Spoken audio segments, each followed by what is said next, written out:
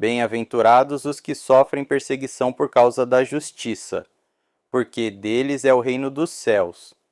Mateus 5:10.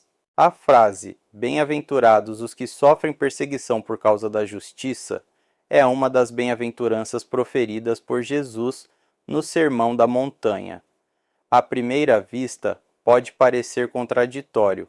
Como alguém pode ser considerado bem-aventurado, ou seja, feliz, abençoado, elevado espiritualmente, por estar sofrendo perseguição?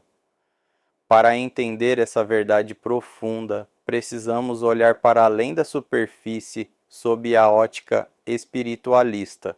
O conceito de justiça no contexto espiritual. Justiça não se refere apenas a seguir leis humanas, mas a uma atitude de retidão e santidade em relação a Deus e ao próximo. O homem justo é aquele que vive plenamente os dois grandes mandamentos: o amor a Deus, que se manifesta em uma conexão mística com o divino, e a caridade ao próximo, expressa por ações éticas de amor e serviço. Homem justo é o homem crístico, alguém que alcançou um alto grau de espiritualidade, manifestando seu eu divino por meio de uma vida ética e compassiva. Ele não busca apenas cumprir regras, mas viver em harmonia com a verdade universal. A justiça mencionada por Jesus não se limita à noção legal ou moral externa. Ela representa uma postura interior, uma vivência profunda do amor e da verdade divina.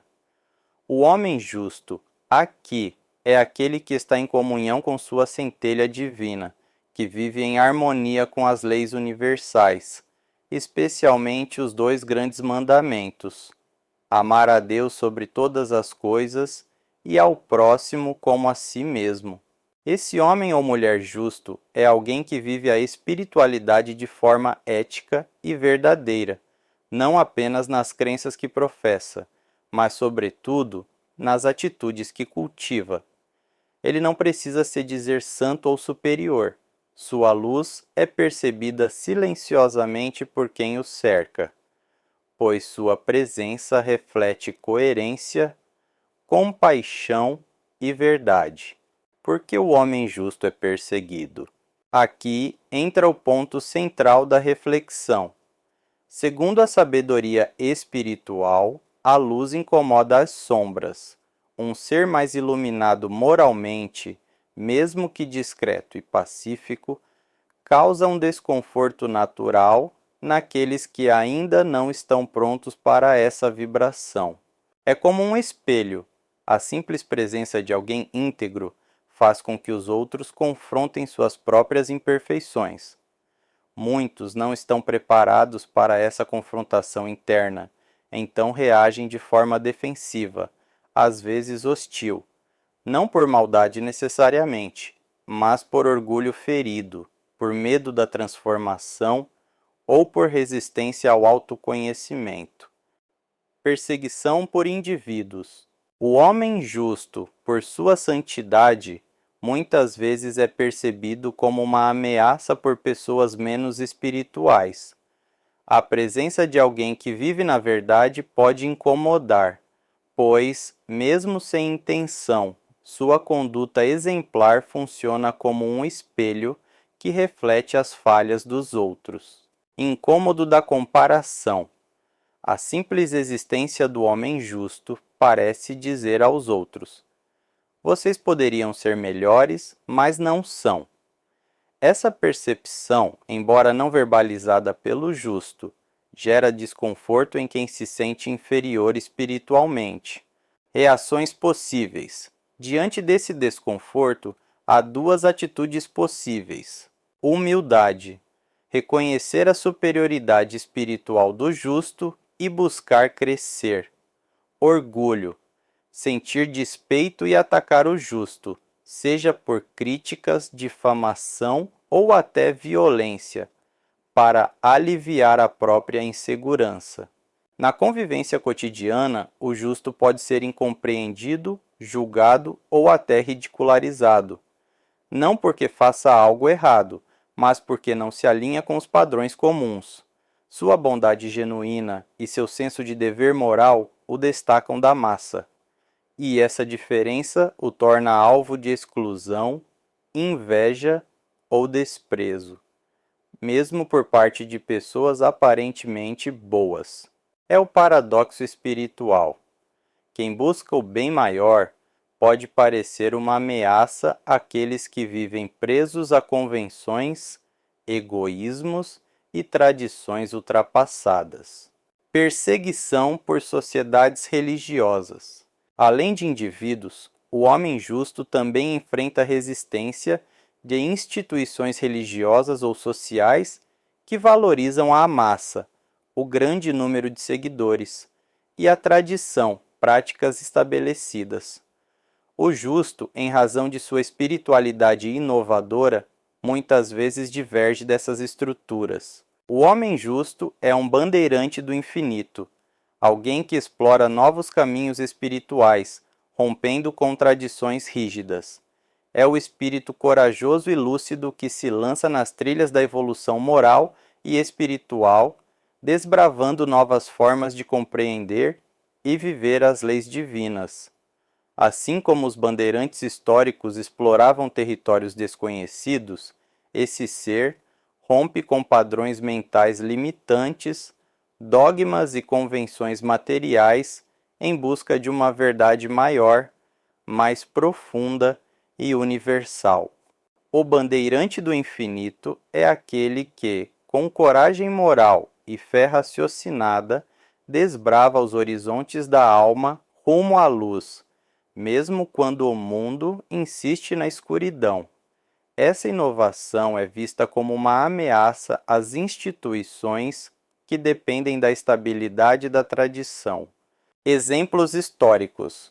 Ao longo da história, figuras altamente espiritualizadas como Sócrates, Jesus, Francisco de Assis, Allan Kardec, Gandhi e Joana d'Arc foram perseguidas, combatidas ou até eliminadas por instituições que, acreditando agir em nome de Deus, resistiram à luz que elas traziam ao mundo, luz que desafiava dogmas, despertava consciências e apontava novos caminhos para a verdade, a justiça e o amor.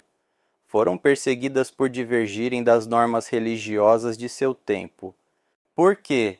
Porque essas almas pioneiras rompem com os dogmas, desafiam as tradições petrificadas e propõem novos caminhos de consciência. Elas não seguem a multidão, preferem trilhar rotas ainda não exploradas. Medo do novo.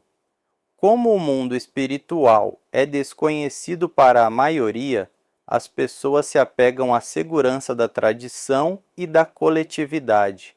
Um indivíduo que propõe novas perspectivas é considerado um herege ou perigoso, mesmo que suas ideias sejam verdadeiras. Por isso são vistas como ameaças, quando na verdade estão à frente do seu tempo. Elas incomodam não por suas ideias, mas porque demonstram na prática o que muitos só conseguem pregar da boca para fora. Esses homens e mulheres caminham sozinhos ou com poucos companheiros, porque a espiritualidade profunda é muitas vezes solitária, ao menos no plano externo. Mas eles caminham com a certeza interior, com a luz que vem da ligação direta com o divino, sem depender da aprovação das massas. A razão da bem-aventurança. Mas então, por que são bem-aventurados? Porque, apesar de estarem isolados no mundo, estão integrados com a dimensão superior da vida. Sua conexão com o reino dos céus, que, como disse o próprio Jesus, está dentro de nós, é profunda e real. Eles não se alimentam da aceitação social, mas da comunhão com a verdade espiritual. O reino dos céus não é apenas um lugar futuro, mas um estado de consciência que pode ser vivenciado aqui e agora. Jesus afirmou que o reino dos céus está dentro de vós. Lucas 17, 21, indicando que é a plenitude espiritual alcançada por viver na verdade. Consolação imediata. O homem justo encontra paz e alegria interior, mesmo em meio à perseguição, porque sua vida está alinhada com o divino. Consolação futura. A promessa de Mateus 5,10 também aponta para uma realização plena, que pode ocorrer nesta vida ou além, quando o justo experimenta a totalidade da união com Deus. Apesar das perseguições, o homem justo permanece em paz, pois sua felicidade não depende da aprovação alheia, mas da comunhão com a verdade. Ele vive na verticalidade invisível do espírito, indiferente a aplausos ou críticas. Esses seres fazem parte daquilo que o espiritualismo chama de comunhão dos santos, não no sentido tradicional de beatificação, mas de irmandade vibracional entre todas as almas que amam a verdade, independentemente da religião, cultura ou época em que vivem. Eles são como pontos de luz espalhados pelo mundo, formando uma constelação silenciosa que sustenta espiritualmente o planeta. Jesus destacou que, onde 2 ou 3 estiverem reunidos em meu nome, ali estou eu no meio deles. Mateus 18, 20. Enfatizando que a verdadeira comunhão espiritual não depende de multidões, mas da qualidade da conexão com o divino. É entre eles que circula a verdadeira experiência crística. Eles são sementes do reino dos céus aqui na terra, e não precisam ser muitos, porque o poder do Espírito se manifesta na intensidade da luz, não na quantidade dos que a seguem. A arquitetura espiritual. Os números carregam significados profundos que vão além da matemática comum, funcionando como símbolos universais da experiência espiritual.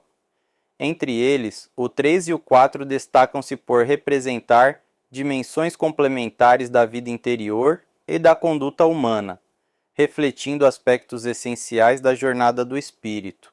O número 13 está associado à espiritualidade, à transcendência e à relação do ser com o divino, representando uma tríade espiritual: pensamento, sentimento e vontade alinhados com Deus, e exemplificada pelos 3 discípulos, Pedro, Tiago e João, na Transfiguração, Mateus 17, que revelam a intimidade com os mistérios divinos. Assim, o 3 aponta para o amor vertical, voltado ao alto, ao sagrado, à oração e à comunhão interior.